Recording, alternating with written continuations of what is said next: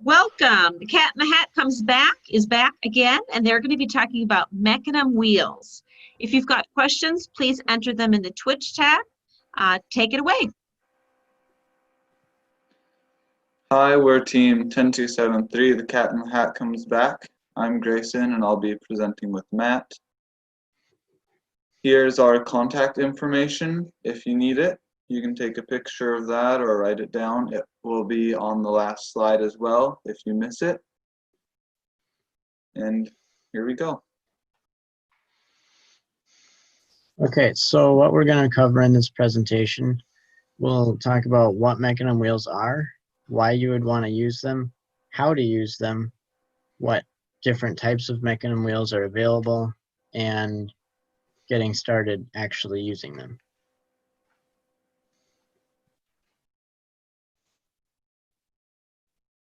So what is Mecanum?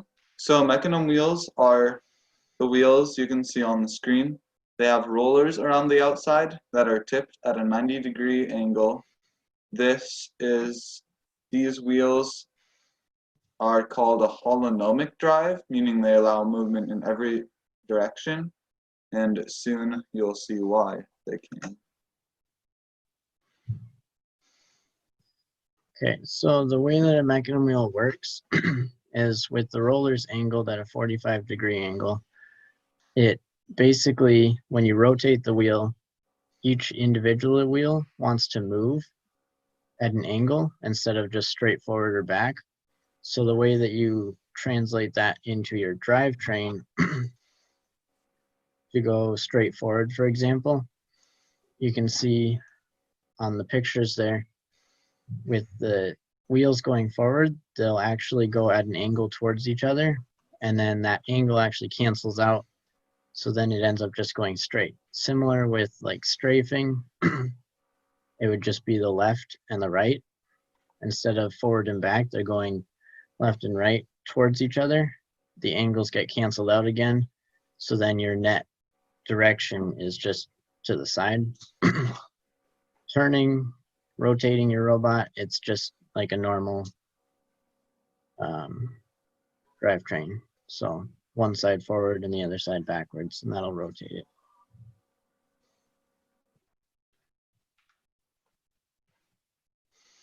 So how to program Mecanum. So Mecanum wheels are a little more difficult to program than a normal drive, but once you know how, it's pretty straightforward. So the steps for programming the Mecanum wheels are compute the forward speed and then compute the strafe speed. And then you can also compute the rotate speed. Since you control it with a controller, the joystick output on said controller is going to, it can give you that speed that you need. So you can just take the output from that possibly. But once you have all of these speeds, you'll want to add them up for each wheel. There's specific equations here. I'll go through them real quick. So for the front left wheel's speed, you'll want forward power plus right strafe power plus clockwise power. From the input, then the front right would be the input for the forward minus right strafe minus clockwise. Back left equals forward minus right strafe plus clockwise. And back right equals forward plus right strafe minus clockwise. And if the power for a wheel exceeds 100%, you'll need to scale the power. For example, if you are just using the joystick inputs and you get a lower value than 100%, you'll want to scale that up so that your wheels will all be going, will not be exceeding 100%, but also won't be at a terribly slow scale.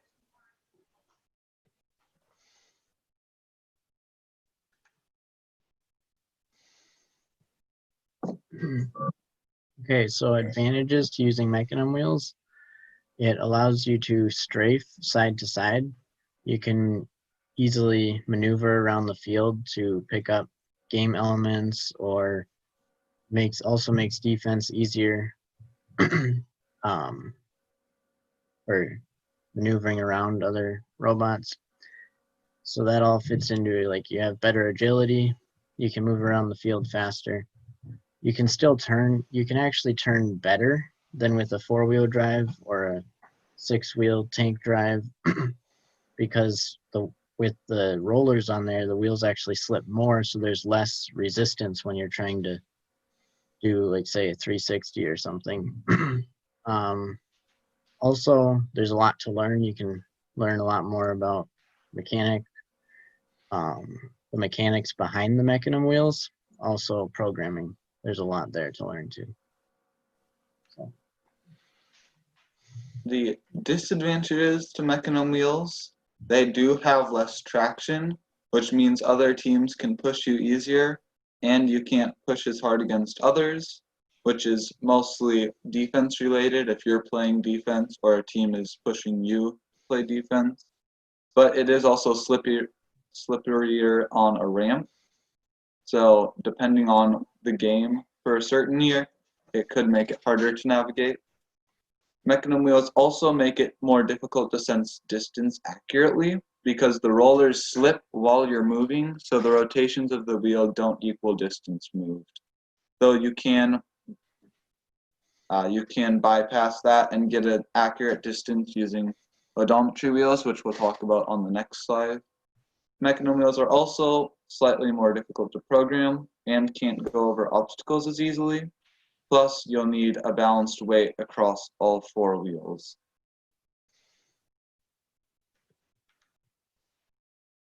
Okay, so odometry wheels, it's basically another way to sense your distance and angle just to get your exact position on the field.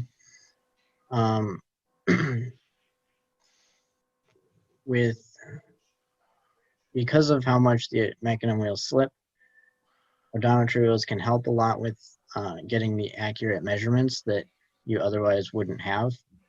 You can also make your autonomous programs run much faster and more consistent. This is kind of more advanced, so we're not going to go too deep into this. We could actually do a completely separate presentation on these, so we're just going to leave it at that for now. So how to mount and use Mecanum wheels? You can either do a direct drive or a chain drive. So with the direct drive, you have the wheel mounted directly to the motor shaft, but the motor gearbox takes all of the weight and abuse of driving, and that can shorten the life of your motors, and it'll just be bad for the motors in general. So better than a direct drive, even though it takes a little more work to set up, is a chain or a gear drive where the wheel is on a separate axle which has bearings to support it. Then you can put a chain or belt from the motor to the wheel. It is much more sturdy and keeps most of the stress off of the motor. And since you're using either a gear or a chain, you can gear up and down the speed instead of having to swap out different motors for different speeds.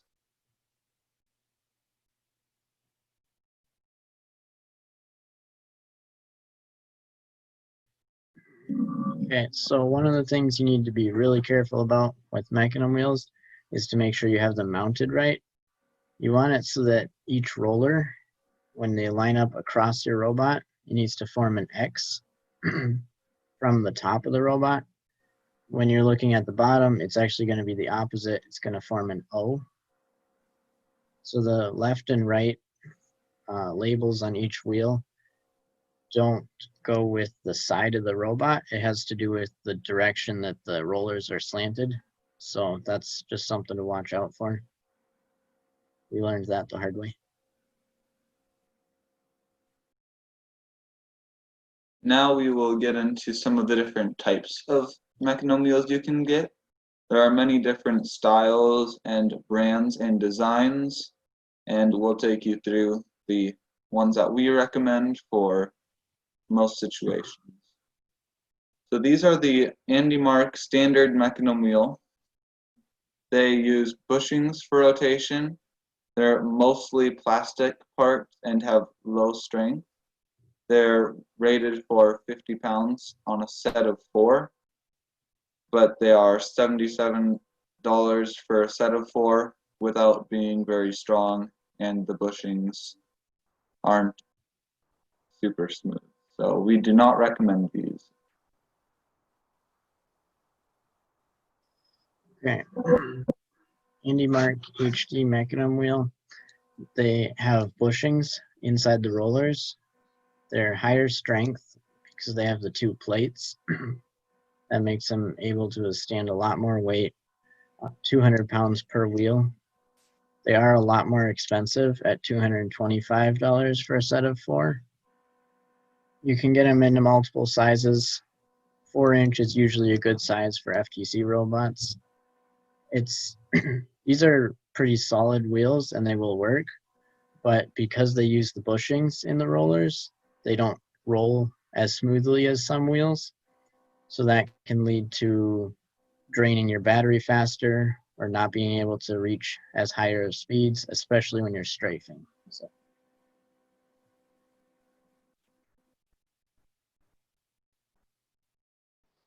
So these are the Rizw Mecanum wheels. They use bearings for rollers, which is smoother, and it's $90 for a set of 4. They have a smaller diameter, which gives you more space for other things, though it also requires lower gear ratio motors if you want the same speed, since they are smaller.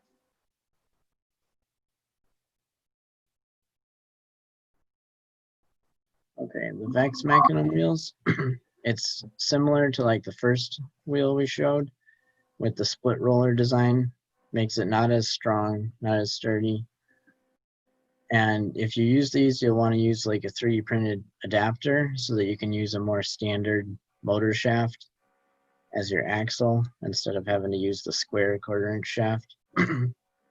They are fairly cheap at $65 for a set of 4. You can get them in multiple sizes.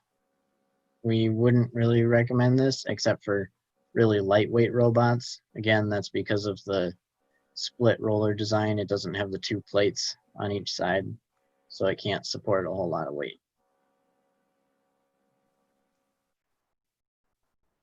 The Nexus Mecanum wheels, these have ball bearing rollers. They're rated for 33 pounds a wheel, which your robot is not going to exceed. They're mounted using a good hole spacing, almost 2 inches. So you have to use a Nexus hub or a converter or 3D print a converter. They're $120 for a set of 4, but we do recommend these because of the bearings and they're sturdy.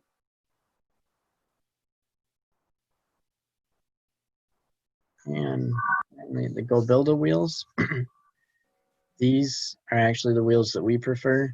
They have ball bearings in the rollers like the Nexus wheels. They're actually pretty much the same. They really are the same wheel as the Nexus. The only difference is inside the hub. It's designed differently. It makes it a lot easier to connect and attach with standard FTC parts. You don't have to do as many like converters to get them back to whatever shaft or axle you're using. Also, if you don't like the yellow rollers, you can purchase white, just plain white rollers, and you can dye them whatever color you want. Last year we made ours black and they held up really well all season. The price, it's a pretty good price, $105 for a set of 4. And like I said, these are our preferred wheels, so we would definitely recommend these. We find that they work really well, and especially just all around good performance, solid wheel, and the bearings roll really smoothly, so you don't drain your battery very fast.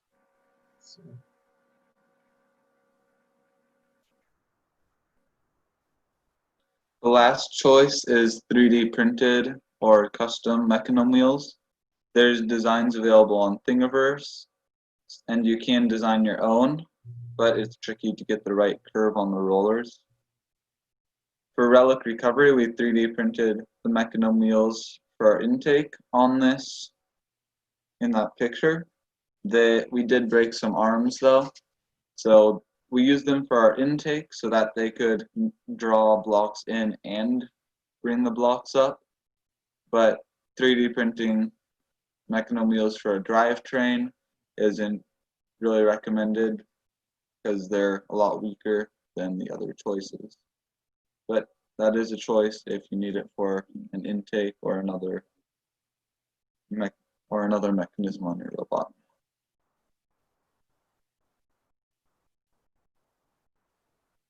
So we have a few tips and tricks for Mecanum wheels. If your robot won't drive straight, this would also apply to strafing. You want to check to make sure your weight is centered on all 4 wheels. One of the ways we did this was to put like the front 2 wheels on a scale and then lift up the back on some blocks so that it stays level and measure that weight, and then turn it around and try it on the back, and then do the same thing left and right just to see if the weight is kind of even over all 4 directions. Another thing you can do is check to make sure all 4 wheels have an equal amount of friction. So that could be making sure the chains are tensioned equally. Could also be just checking to make sure all the rollers on each wheel roll smoothly. Sometimes one of them will be stiff and that can cause problems. Another thing is if your robot doesn't go in the right direction, just check to make sure your wheels are mounted correctly. Again, it should be an X from the top. And if you're looking at it from below, it'll be an O. That's just a really easy thing to check before you start changing anything in the code or messing up stuff that might not have been a problem in the first place. If your robot's really slow, you might want to check how heavy your robot is. If you could maybe lighten it up somewhat. We did a test last year and found that I think the amount of, we did like 15 pounds of weight difference changed our speed by about 20%. So that can have a big impact. Also, you could check your gear ratio. If you have too high of a gear ratio, it could slow your robot down. If you have too much torque, then you're going unnecessarily slow. But at the same time, if you don't have enough torque, you could be putting extra force on that motor, making it work extra hard and slowing it down in that way too. So just a few things to check before start changing other things. Yeah. And another tip for programming, I didn't mention this before, but when you are programming and it's great to use the 2 sticks on the robot, on the controller, 2 joysticks for controlling it. Our team uses 1 joystick to go, you push it up and down to go back and forward. Then you can use side-to-side motion to move the robot side to side, and then use the other joystick to turn. So I know that other teams have 1 joystick to go back and forth, but side to side doesn't stray, it turns. So they basically have a 1-stick drive, and then the other stick is just for strafing. So those are the 2 main ways people control a Mecanum wheel drive. So you'll have to play with what feels better for your team.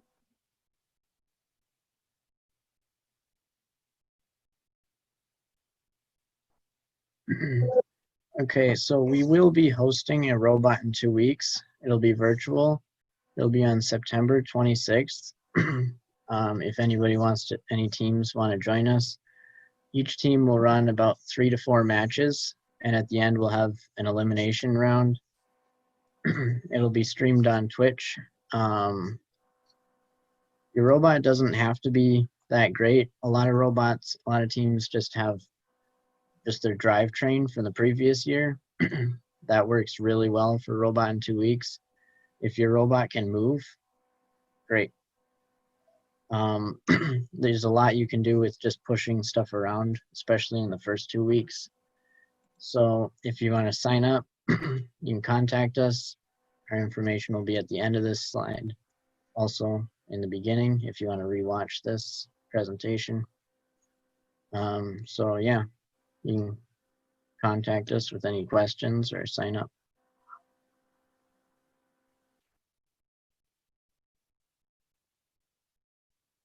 So if anybody has any questions, now you can ask them.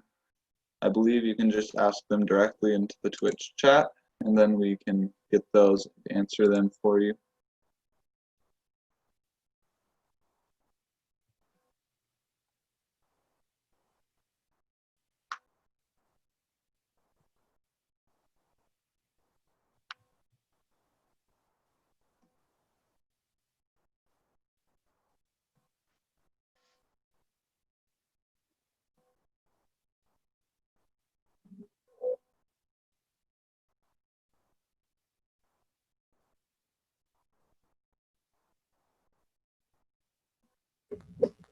So we have a question. Someone asks, do you have different types of Mecanum wheels on the same robot? Do you recommend these wheels for rookie teams? So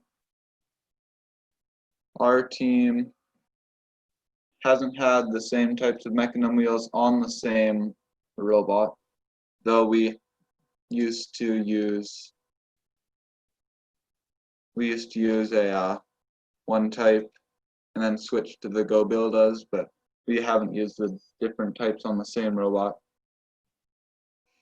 The wheels we recommend for rookie teams, the Vex ones aren't bad if your robot's really light and you have access to a 3D printer for the adapter, because they're cheap, though the GoBilda ones are pretty cheap for how sturdy and smooth they are. So we would recommend those if they fit your budget. They're just really nice in general. So, yeah. So I'm just going to add on to that.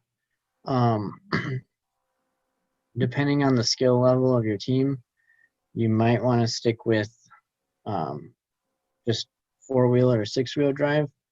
There's advantages to that too. You have more traction. But if you want to take the step to learn more about these wheels and actually use them, it's a great way to do that. Might be kind of hard for rookie teams. We didn't do those our first year. Actually, for a few years, we didn't have Mecanum wheels. So, yeah, if you use them, that's great. It can be hard to figure some of the stuff out, though. Another question was what types of encoders you're using.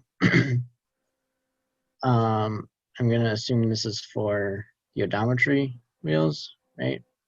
Because we actually don't use encoders on our motors.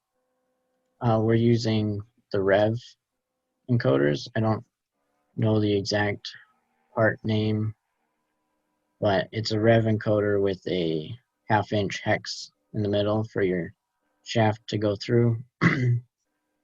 And that can be used pretty easily with just some 3D printed converters to shrink it down to your size shaft for your wheels.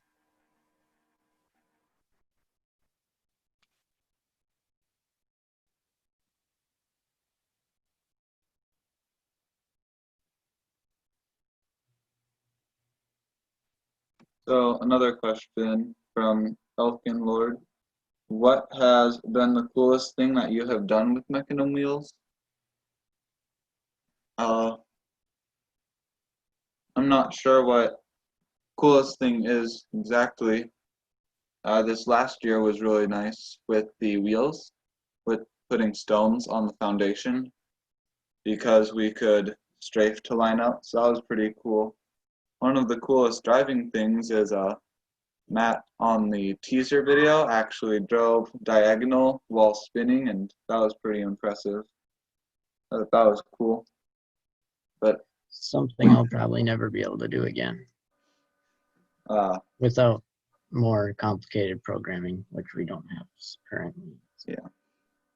But within a game, I think Skystone was some of the coolest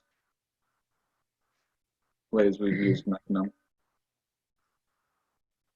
Okay, I think we touched on this a little bit earlier, but there's another question. You recommended them for all rookie teams, or should they just do a 4- or 6-wheel drive? So there's advantages to both. 4- and 6-wheel are definitely easier.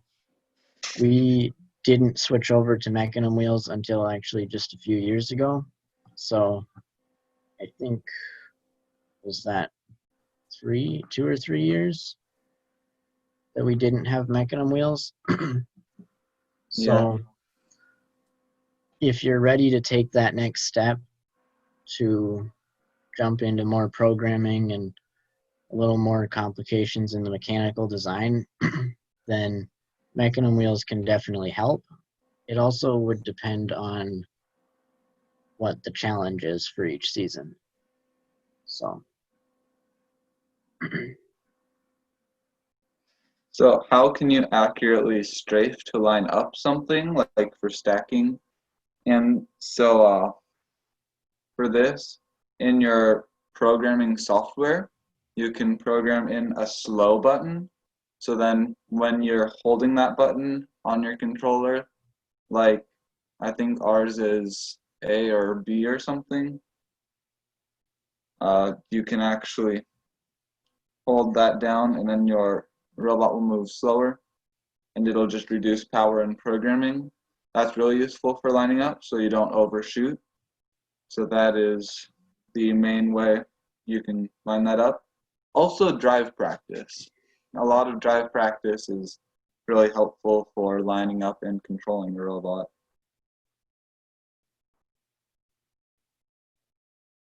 Okay, so how would you dye your Mecanum wheels? The way we did it, I don't know the exact kind of, like the brand and everything of the dye that we used. We have that recorded in our notebook. If you want to know, you can send us an email and we can check on that. But basically the way we did it is we mixed the dye with some water. We actually tried it with rubbing alcohol too, and that didn't make it work. That didn't work as well. So we mixed it with some water instead. That seemed to work better. And we put it in, we have like a mini crock pot. So we just kind of slow cooked the wheels. I think we did it overnight. And that seemed to work. The dye is RIT dye, so R-I-T. Other dyes we tried didn't seem to hold as well.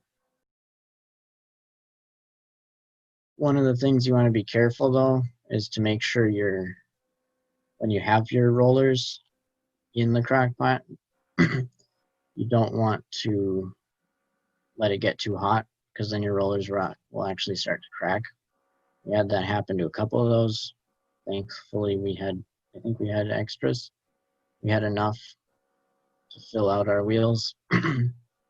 So you want to make sure your crock pot's on low and then check it every once in a while just to make sure it's not getting too hot.